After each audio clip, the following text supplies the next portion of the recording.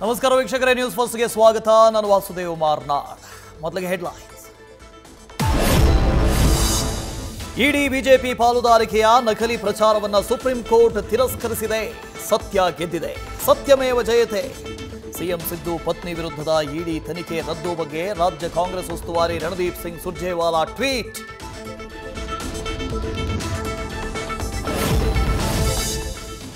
ಮಾಜಿ ಸಚಿವ ಪ್ರಭು ಚೌಹಾಣ್ ಪುತ್ರನ ವಿರುದ್ಧ ದೂರು. ಪ್ರತೀಕ್ ಚೌಹಾಣ್ ಕೈ ಕಟ್ ಮಾಡಿದ್ದಾರೆ ಅಂತ ಸುದ್ದಿಗೋಷ್ಠಿಯಲ್ಲಿ ಫೋಟೋ ತೋರಿಸಿದ ಸಂತ್ರಸ್ತೆ. ಮನೆಗೆ ನುಗ್ಗಿ ಹಲ್ಲೆ ನಡೆಸಿದ್ದಾರೆ ಅಂತ ಪ್ರತಿದೂರು ದಾಖಲಿಸಿದ ಪ್ರಭು ಚೌಹಾಣ್ ಸಂಬಂಧಿ.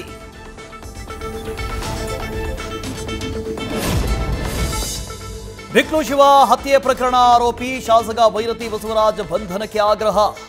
ಕೆಆರ್ಪುರಂ ಬಿಬಿಎಂಪಿ ಕಚೇರಿ ಎದುರು ಕಾಂಗ್ರೆಸ್ ಪ್ರತಿಭಟನೆ. ಭೈರತಿ ವಿರುದ್ಧ ಎಸ್ಐಟಿ ತನಿಖೆ ಆಗಬೇಕು ಅಂತ ಒತ್ತಾಯ.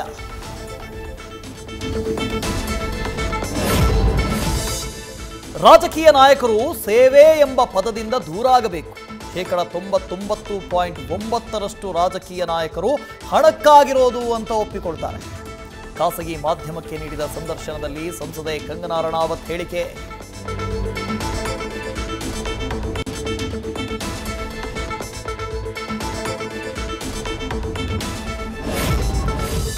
ಬಾಂಗ್ಲಾದಲ್ಲಿ ಕಾಲೇಜು ಕಟ್ಟಡದ ಮೇಲೆ ವಿಮಾನ ಪತನ. ಬೆಂಕಿ ಹೊತ್ತಿ ಉರಿತಾ ಇದ್ದಂತೆ ದಿಕ್ಕಾಪಾಲಾದ ವಿದ್ಯಾರ್ಥಿಗಳು. ದುರಂತದಲ್ಲಿ ಓರ್ವ ವಿದ್ಯಾರ್ಥಿ ಸಾವು, ಹಲವರಿಗೆ ಗಂಭೀರ ಗಾಯ. ನ್ಯೂಸ್ ಫಸ್ಟ್, ನಿರ್ಭೀತಿಯಿಂದ ನಿಮ್ಮ ಪರವಾಗಿ.